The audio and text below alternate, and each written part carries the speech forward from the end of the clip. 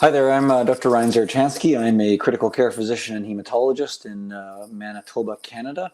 I'd like to thank the organizers of the conference for inviting me to speak today on anticoagulant therapies in COVID-19 disease. I have some disclosures to state, and these are grants related to trials that are studying anticoagulation in COVID-19. We'll review the thrombotic risks briefly, talk about the rationale for anticoagulation and the clinical trials that are ongoing, and give some practice recommendations for what to do while clinical trial data matures.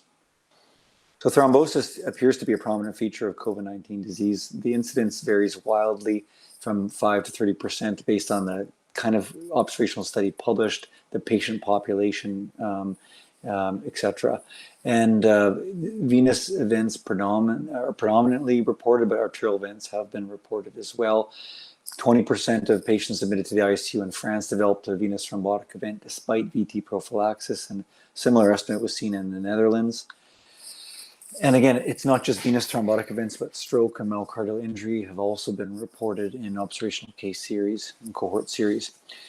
Why do people seem to develop thrombosis?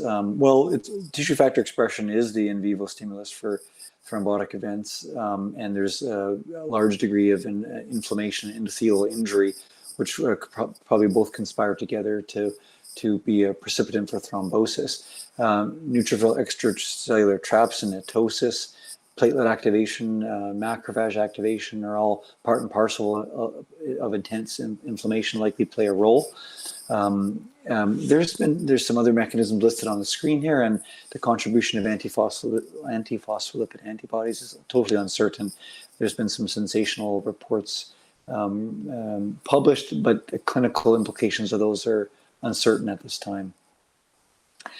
What are the risk factors for thrombosis?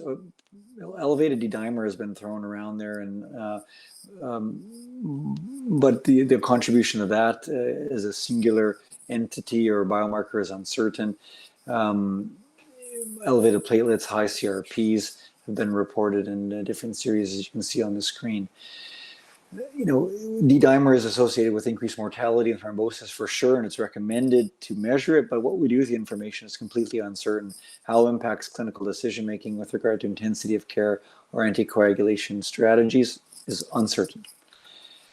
Okay, so what is the optimal anticoagulant strategy and for what reason? Like, is it to prevent clot? Is it to reduce inflammation and organ failure and prevent death?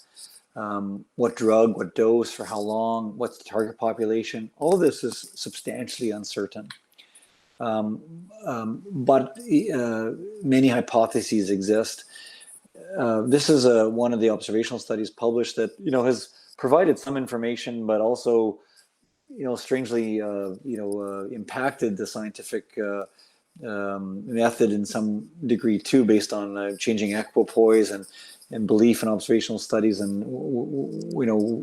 its relation or not relation to the actual truth is uncertain. But anyway, in this retrospective cohorts series from New York City, therapeutic anticoagulation was associated with increased survival, and particularly in mechanically ventilated patients. The bleeding risks weren't that much higher in therapeutic anticoagulation compared to standard doses. But it's a limited study. It's limited by confounding by indication, by mortal time bias. It's uncertain if this will pan out in trials. What drug should we use? Well, low molecular heparin and fractional heparin are the go-to drugs for in-hospital VT prophylaxis for sure. And so those are the drugs that have garnered the most interest. But there are other antiplatelets, antithrombotics, DOACs, antifibrinolytics in particular, that have been postulated to perhaps have a role. We know that heparin also is not only an antithrombotic, but it has anti-inflammatory properties for certain, and it has some interesting antiviral properties reported in observational studies, and so in laboratory studies, that is. Heparin itself is being studied by myself and other investigators in the HALO trial, that is the heparin trial to lower mortality and septic shock. It's supported by RCTs in humans and associated with reduced mortality in ARDS. And it's unclear whether it has a role in this in septic shock, but it is being trialed. With regard to COVID-19, there are multiple trials studying heparin and or anticoagulation strategies. Many of them are selecting inclusion of the patients by D-dimer, testing the hypothesis, does D-dimer target a patient population that may benefit differentially? Many of them are studying therapeutic anticoagulation strategies, but there's some intermediate doses thrown in there. And most won't complete their studies. They're largely incompletely funded or unfunded. They started strongly, but now lack patients at their sites. Or there's a lack of clinical equipoise about what to do in the absence of trials because of strong beliefs or observational data, which can be flawed. This is just a snapshot of some of the trials ongoing. And in fact, there's a couple more since then.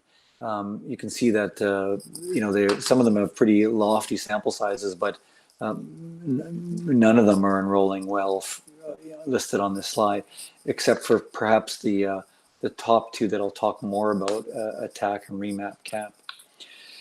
And so what to do right now is uncertain, but let me talk to you a little bit about the efforts made to reduce the fragmentation in the trials and to finish strongly with global collaboration.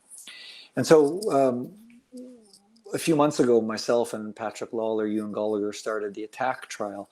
This is the antithrombotic therapy trial to ameliorate complications of COVID-19 disease.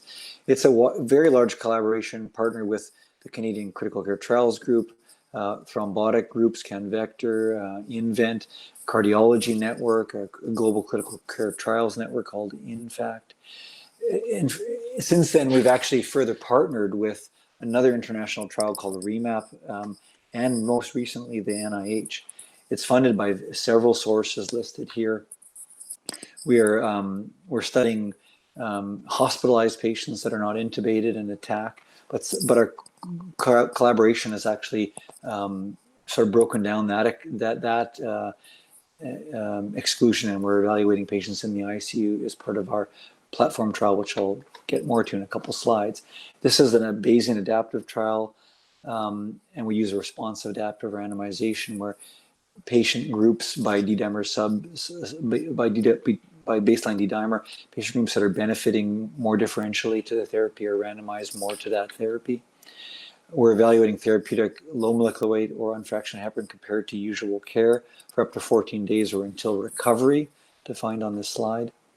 And our outcome is an ordered categorical endpoint reflecting the worst status of non-intubated, intubated, or death at 30 days. And we're evaluating safety and efficacy, of course, as subgroups. We have 35 sites activated, 61 sites onboarding in total, enrolling in Canada, United States, Mexico, and Brazil. We have over 350 patients randomized so far. Leaving our trial, the ATTACK trial, to another trial that we're providing leadership to is REMAP-COVID. So REMAP-COVID is a domain, part of an international platform trial headed by Steve Webb in Australia that has multiple domains of care, of which I lead with Ewan Gallagher, the anticoagulation domain. It's the same intervention as the control, same intervention as REMAP for the, as ATTACK for the intervention in the control groups. And this study started out as an ICU study that has been extended to the ward now. And so the trials REMAP and ATTACK have conspired to form a large anticoagulation trial of ward-like and ICU-like patients. Our primary outcome is very similar to the original ATTACK, but it's now an ordinal scale that is alive and organ-free, alive with organ-free support days up until day 21. We've enrolled over 130 patients into the REMAP platform that now will contribute to the combined analysis. And most recently, we have finalized an unprecedented merger of these trials with the Active 4 group supported by the NIH. So ATTACK, REMAP, and ACTIV-4 as part of NIH. We'll be studying the harmonized protocol of therapeutic anticoagulation versus usual care with the outcome listed on the screen, alive and free of organ support at day 21. It's one harmonized multi-platform RCT with the same trial, the same data coordinating center, statistical coordinating group, and DSMB. We'll have hundreds of sites when all are onboarded, and we'll stop and report together as one trial because it is one protocol. And I think this is a really powerful way to do research in the setting of a pandemic. So what to do? Well, this trial is ongoing, and while the smaller trials are evaluating similar questions with some permutations. Also consistent with the care of medical patients that are hospitalized, the use of pharmacoprophylaxis is recommended for all hospitalized COVID-19 patients. There is insufficient evidence to recommend if D-dimer should influence anticoagulation decisions at this time at all. So standard dose anticoagulation is recommended at this time. There's no evidence for intermediate dose. We do not know the relative efficacy versus safety.